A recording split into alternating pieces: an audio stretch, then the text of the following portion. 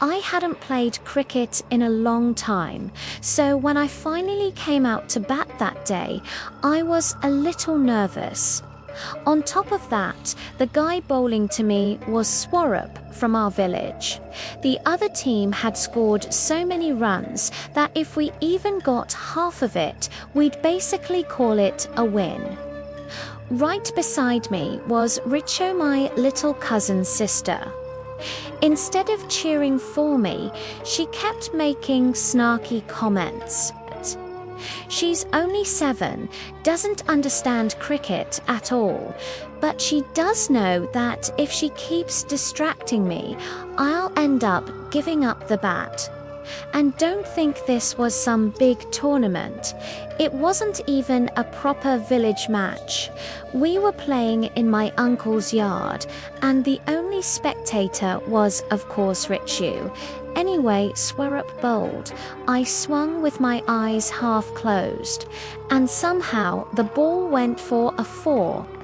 But it landed right in my uncle's precious garden, the part that's basically a small jungle of vines and creepers with a big pumpkin plant right in the middle.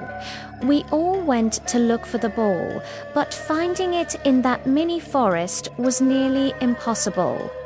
Our captain, Rintodar, said he'd poke around with my bat to see if he could find it.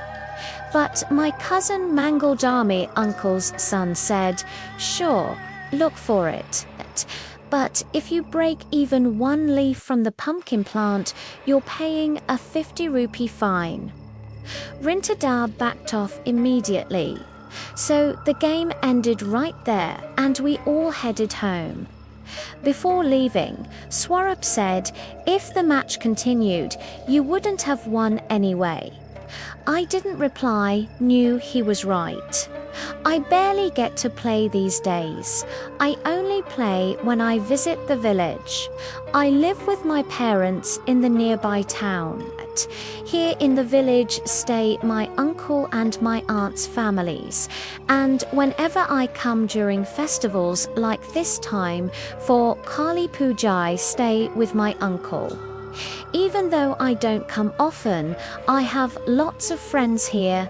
There's a strange emotional bond with this place. But the real story didn't happen during the game. It happened that night. That evening, Richu and I went to the Kali temple on Kali Puja. The whole temple is decorated with rows of little oil lamps placed in beautiful patterns like giant wranglers.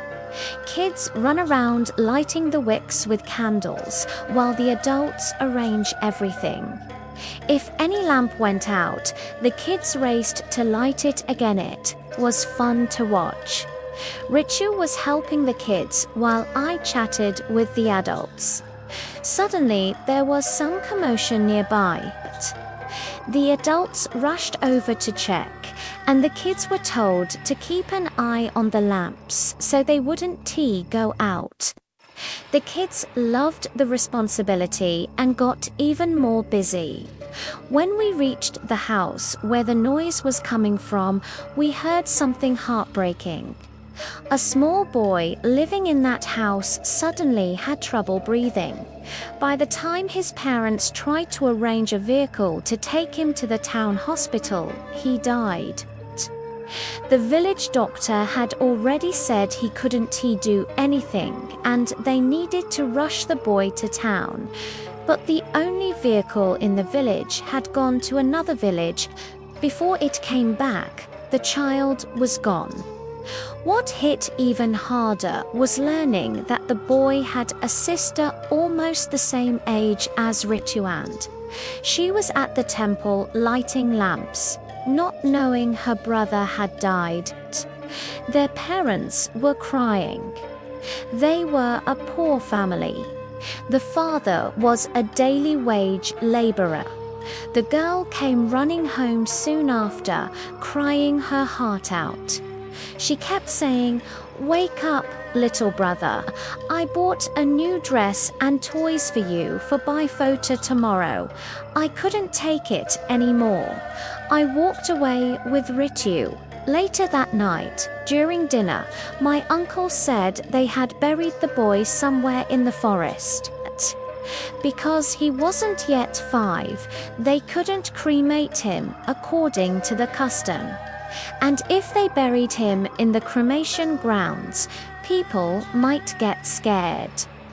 That night, the sister's words kept replaying in my mind. A few days went by. The whole village talked about the tragedy. Then my time to return home came close. The day before leaving, we ran out of drinking water.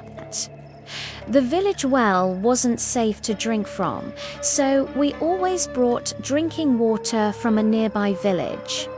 Normally, my uncle fetched it, but since I'd arrived, I enjoyed doing it myself, riding the bicycle between rows of trees on the mud road. It felt peaceful, far away from the noise of the town. It's one of the reasons I love coming home. By the time I reached the water spot, the sun had set. Usually, many people collect water there, but at that hour, no one was around. I filled 2 big containers alone.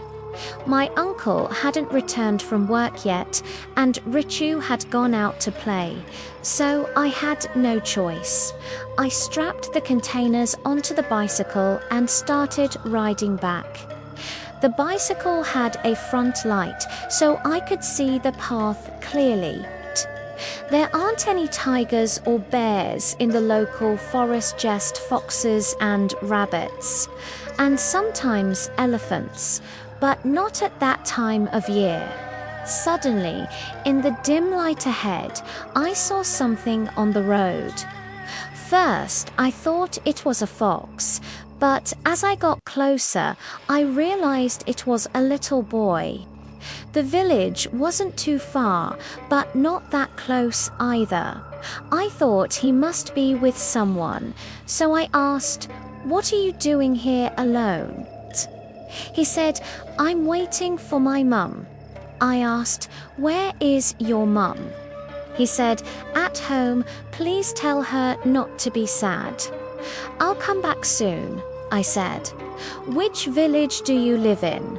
Come, I'll take you home." But the boy ran into the forest and vanished. I had no idea what to think. I didn't follow him who knows what danger might be lurking, and I didn't have anything with me to defend myself, so I didn't call out again. I just rode back quickly. The next day, I returned to my parents in town. Later, I got admitted to a college in Kolkata and moved there. I didn't even get to see my parents often, let alone visit the village. With all the pressure of studies, 3 years went by. After my final exams, I came home and decided to visit the village again. I went early one morning. I met everyone, my uncle, my aunt, my cousins. In the evening, I walked around the village, catching up with old friends. We even joked about that old cricket match. Then suddenly, I remembered the boy who had died that night and asked how the family was doing. One of the neighbors said the year after their son died, the family had another baby boy. And you won't believe it, he looks exactly like the older one who passed away.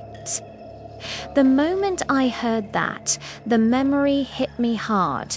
The boy standing in the path that night saying, "Tell my mum not to be sad. I'll be back soon."